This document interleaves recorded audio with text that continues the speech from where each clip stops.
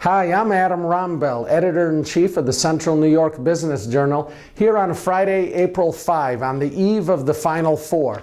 I wanted to welcome you all to the Business Journal's new sports biz coverage.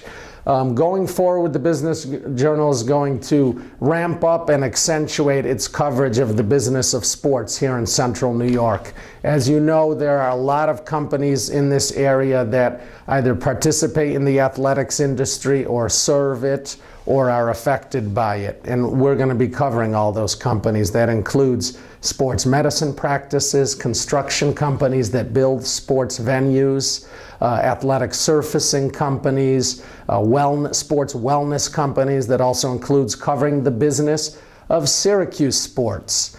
And let's do that. The Syracuse Orange are in the Final Four tomorrow, and there was some interesting data that came out from USA Today this week on coaching data. Coach Jim Boeheim made a total compensation of $1.9 million in 2013.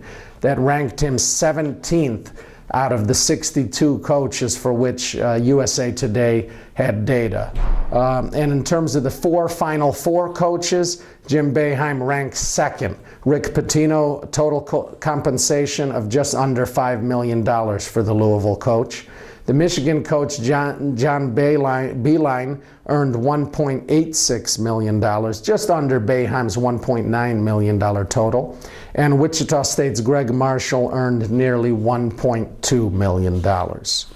Now on to the Syracuse-Michigan game on Saturday night. As you all know, Syracuse has been carried by its record-breaking defense. The 2-3 zone has stifled and stymied opponents to allow the Orange to get this far. The Orange, here's some statistics for you. The Orange are allowing 29% shooting from the field, 15% shooting from three-point range. The SU defense has forced 67 turnovers in the tournament and allowed only 61 field goals. As someone who's been following college basketball for over 30 years, I can tell you those numbers are unprecedented, especially at the NCAA tournament level. And the Orange are allowing only 46 points per game in the tournament. That's by far the lowest in the field of 68 NCAA teams.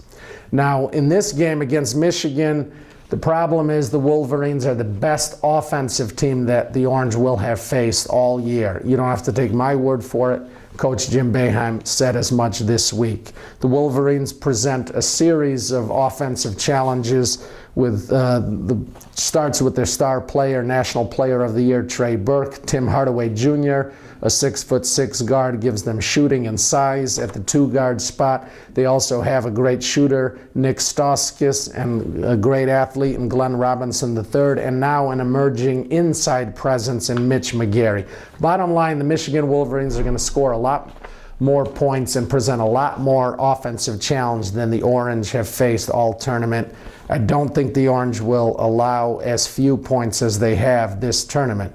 But I think SU will be able to score more because Michigan is not a very physical team. It is not a very defensive team. So I expect a higher score than what we've seen this tournament. And bottom line, I say Syracuse wins 68-65. And it's on to Monday night and the national championship game.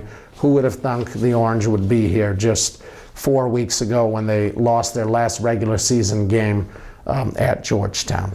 Once again, I'm Adam Rombel with the Central New York Business Journal. Thanks.